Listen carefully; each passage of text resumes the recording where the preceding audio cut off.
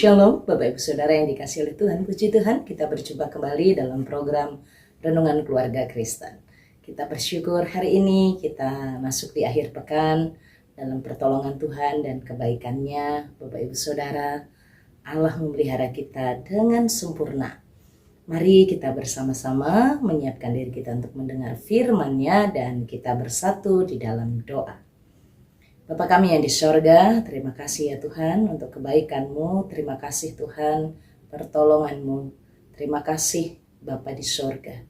Engkau mendampingi kami, Engkau menopang kami, Engkau memampukan kami melewati hari-hari kami. Terima kasih Tuhan, tangan-Mu kuat menopang kami. Kalau bukan karena Tuhan, kami tidak mampu, tapi sungguh karena Tuhan, kami bersyukur, kami dipulihkan, kekuatan kami disegarkan kembali. Terima kasih Bapa di sorga, kami memerlukan firman Tuhan. Biarlah firman-Mu ini sungguh menjadi suara-Mu yang memimpin hidup kami. Firman-Mu menuntun langkah hidup kami, agar kami dari waktu ke waktu terus dibentuk oleh Tuhan dan semakin serupa dengan Engkau, menjadi anak yang menyenangkan hati Bapa. Terima kasih Tuhan, berkatilah kami. Demi nama Tuhan Yesus Kristus, urapi hamba-Mu, berkati Bapak Ibu Saudara, agar kami sungguh fokus mendengarkan firman-Mu ini, dan Tuhan memberkati kami. Demi nama Tuhan Yesus Kristus. Amin. Bapak Ibu Saudara yang dikasihi oleh Tuhan, perikop perenungan kita hari ini, kita akan bersama membaca, merenungkan Yesaya pasal 22 ayatnya yang ke-7. Yesaya 22 ayatnya yang ke-7. Demikian firman Tuhan. Padamu ayah dan ibu dihina, dan di tengah-tengahmu orang melakukan pemerasan terhadap orang asing. Padamu anak yatim dan janda ditindas.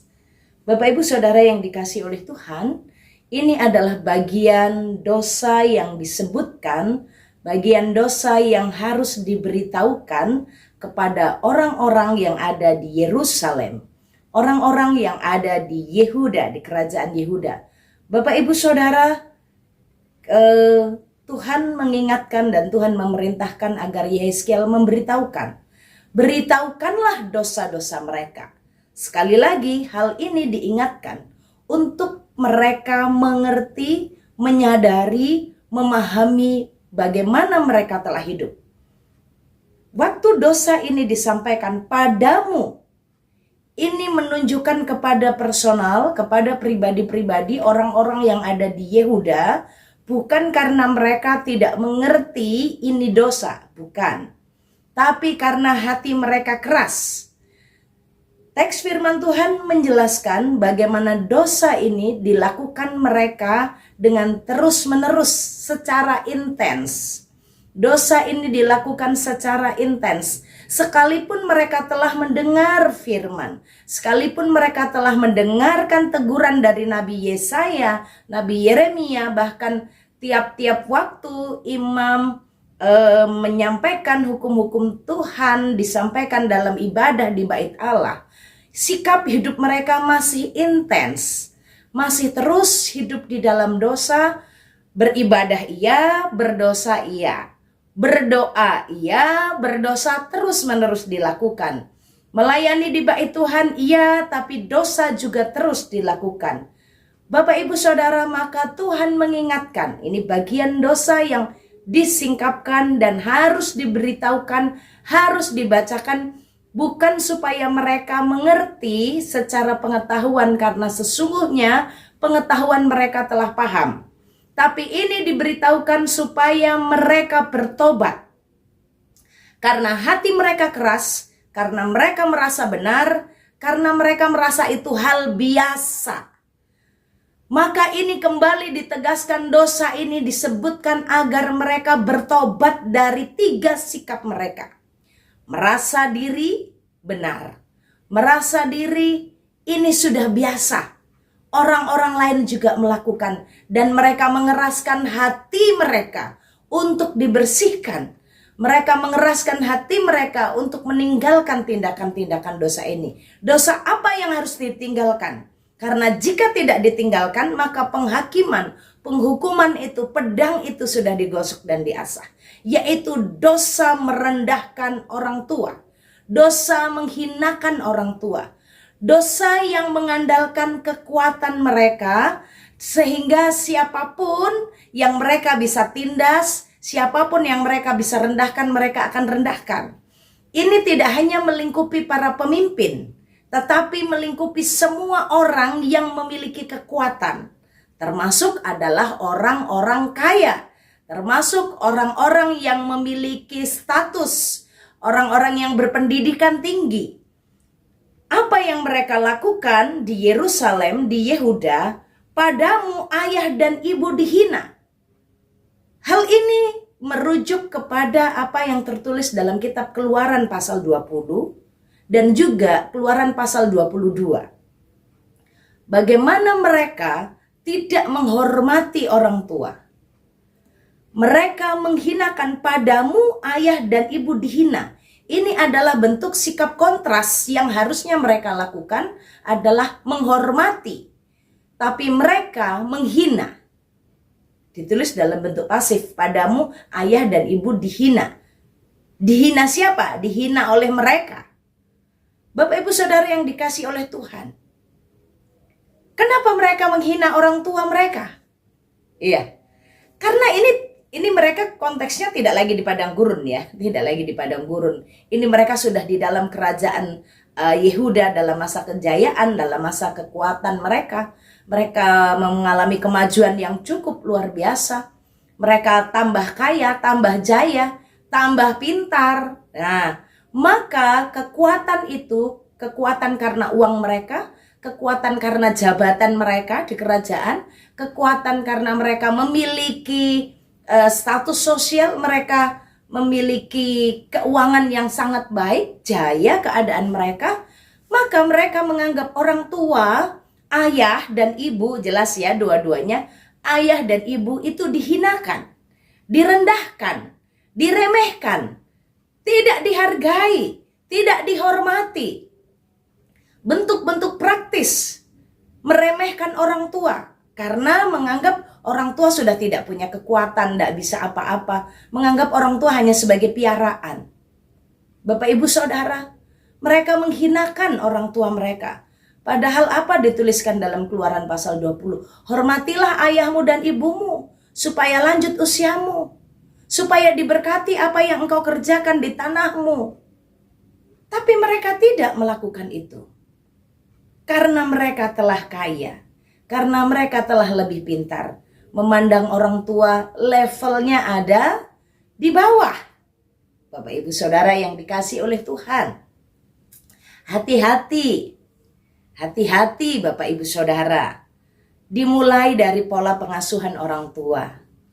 Orang tua karena sudah merasa dirinya dulu hidupnya susah, maka melatih anak-anaknya dan mendorong, mencoba, membuat anak-anaknya lebih hebat, anak-anaknya lebih pintar. Maka banyak orang tua membabukan diri. Kenapa? Merelakan dirinya melayani anak. Seharusnya orang tua membantu anak, mendampingi anak, bukan menjadikan dirinya pelayan. Karena dari kecil anak biasa dilayani dan tidak pernah diberi kesempatan untuk bersama-sama mengerjakan, sehingga yang anak tahu, yang anak pahami bahwa biasa itu nyuruh orang tua, nyuruh. Biasa itu memerintah orang tua. Biasa orang tua digitukan. Dimulai dari pola asuh dulu. Karena saat salah asuh, saat salah mengasuh, maka anak kita menjadi anak yang tidak tahu menghormati orang tua. Hati-hati, Bapak Ibu Saudara. Saya menemukan dan banyak orang juga bercerita, aduh Bu, kalau anak aku tidak usah tak perlu, tidak tak suruh-suruh bantu cuci piring, tidak usah tak suruh bantu masak-masak, tidak tak suruh belajar, nanti kan masak itu bisa-bisa sendiri. Nanti bersih-bersih rumah juga bisa-bisa sendiri. Sekarang kasihan, dia dari pagi sudah sekolah sampai sore di rumah dia sudah masih ngerjakan PR lagi, belum les lagi. Sudahlah, anak aku tak pernah libatkan ngurusin masalah rumah. Maka gadis-gadis zaman sekarang tidak tahu cara membersihkan rumah. Bukan karena apa? Karena tidak pernah dididik, tidak pernah diasuh untuk itu. Gampang. Sekarang kan sudah ada orang yang bisa dibayar untuk ngerjain itu. Nanti kalau dia pinter, dia punya uang banyak, dia bisa sewa pembantu, dia bisa bayar orang untuk bersihkan rumahnya. Kalau dia bayar pembantu, tapi kalau akhirnya orang tuanya suruh jadi pembantu, ya karena dari kecil dibiasakan begitu. Maka orang tua bertobat dan harus merubah pola asuh. Yang kedua, dimulai dari orang tua, hati-hati. Sekarang adalah saudara anak-anak muda atau saudara pasangan-pasangan muda yang sekarang pada saudara ada orang tua. Orang tuamu tuh akan membantu apa saja yang kamu minta, betul. Tapi ingat, orang tuamu bukan pembantumu. Dimintain tolong boleh, tapi perlakukanlah itu. Karena hari demi hari kan rutinitas. Lama-kelamaan sikap itu akan bertumbuh kalau tidak dikendalikan di dalam Tuhan. Generasi modern sekarang sudah seperti menaruh orang tua tuh levelnya ada di bawah dari anak-anak muda. Kenapa? Orang tua itu nggak canggih. Orang tua tuh nggak pintar teknologi, nggak pintar gadget, nggak ngerti masalah-masalah online. Maka kadang kalau ada orang tua minta tolong anaknya untuk upload handphonenya, update handphonenya, bantu bagaimana mengajari, cara WA saja. Banyak kenapa orang tua tidak mengerti. Rekan-rekan tunanetra juga demikian. Ada yang anak-anaknya waras, bisa melihat, tapi waktu papa mamanya tunanetra minta tolong, minta bantu, gimana ya nak? Kata Pak Pendeta Dewa, kata Bu Lestari itu, HP ku bisa digunakan untuk dengar Alkitab. Anak-anak dengan gampang membentak-bentak orang tua, tidak mau membantunya, tidak mau mendampingi anak orang tuanya yang tunanetra untuk belajar gadget, untuk bisa mandiri, untuk belajar lebih baik. Bapak Ibu Saudara, ini bentuk praktis. Kenapa menganggap sudah lama zaman mama itu memang orang jadul ya jadul. Apa sebutan itu? Sebutan yang merendahkan, sebutan yang menghina sebenarnya. Saudara-saudara, engkau sekarang ada di zaman teknologi yang canggih. Lalu engkau menempatkan dirimu lebih pintar dari papa mamamu. Hati-hati saat engkau menempatkan dirimu lebih pendidikanmu dari papa mamamu, lebih keren engkau dari papa mamamu. Hati-hati, itulah dosa merendahkan orang tua. Sekalipun pendidikannya lebih rendah daripadamu, orang tuamu harus tetap engkau hormati dan engkau hargai. Karena tanpa pengorbanan, tanpa pengasuhan, tanpa kerja keras orang yang tidak berpendidikan itu, engkau tidak akan bisa berpendidikan. Tanpa pengorbanan orang yang tidak belajar itu, yaitu orang tuamu, engkau tidak akan bisa menjadi orang kaya saat ini. Jangan lupa, semuanya karena doanya, karena perhatiannya, karena pengorbanannya, karena kasihnya. Lantas engkau menghinakan, lantas engkau membedakan statusmu dengan orang tuamu. Mungkin kekayaannya masih ada orang tua yang lebih kaya dari anak. Lantas anaknya menghinakan, ya dia lebih kaya, tapi nggak lebih pintar dari saya. Nggak lebih ini dari saya. Dan anak masih tetap menganggap lebih. Saudara, hati-hati. Dunia biasa melakukan itu. Di sekitaran kita, orang-orang yang tidak mengenal Tuhan, kadang ada yang lebih baik, banyak yang lebih sopan, banyak yang lebih hormat pada orang tua. Tapi bagaimana dengan keluarga kita? Apakah saudara-saudara punya anak dan mengajari anak-anak saudara menghargai neneknya, kakek neneknya, mbahnya, opa omanya, engkong maknya? Apakah anak-anak saudara sudah saudara ajari? Bagaimana cara berbicara sopan? Jangan-jangan, kenapa cucu-cucu bersikap tidak sopan dan juga menghina orang tua? Karena anak-anak melihat bagaimana papa mamanya memperlakukan engkong dan maknya, memperlakukan mbahnya seperti apa. Jangan-jangan, kenapa generasi ini tidak lagi ada hormat dan tidak ada lagi sopan santun, etika moral menghargai orang tua? Karena generasi orang-orang dewasa saat ini banyak meremehkan orang tua, sehingga anak-anak mereka pun demikian. Sehingga cucu-cucu tidak ada hormat dengan orang tua. Itu lagi, karena menganggap nenek sudah tua, nenek nggak bisa bikin apa-apa, nenek nggak canggih, nenek nggak hebat, papa mama aku lebih hebat, aku juga akan lebih hebat dari nenek, aku akan lebih, dan aku akan lebih. Dan mereka ada jauh rendah di bawah kita. Hati-hati, saudara, ingatlah apa kata firman. Biarlah pada kita, ayah dan ibu dihormati. Biarlah pada kita, ayah dan ibu dihargai. Hari ini weekend, jika masih ada orang tuamu, teleponlah. Jika masih terjangkau, kunjungilah. Ajarilah anakmu bagaimana mengucapkan syukur, mengucapkan terima kasih. Kalau nggak ada nenek, nggak ada mbah, dulu papa mama nggak bisa sekolah, ayo kita datang, ayo kita kunjungi. Kakek nenek orang yang hebat, kakek nenek orang yang baik. Ayo kita datang, ayo kita doakan mereka. Bapak Ibu Saudara, selamat menikmati akhir pekan dengan penuh kasih.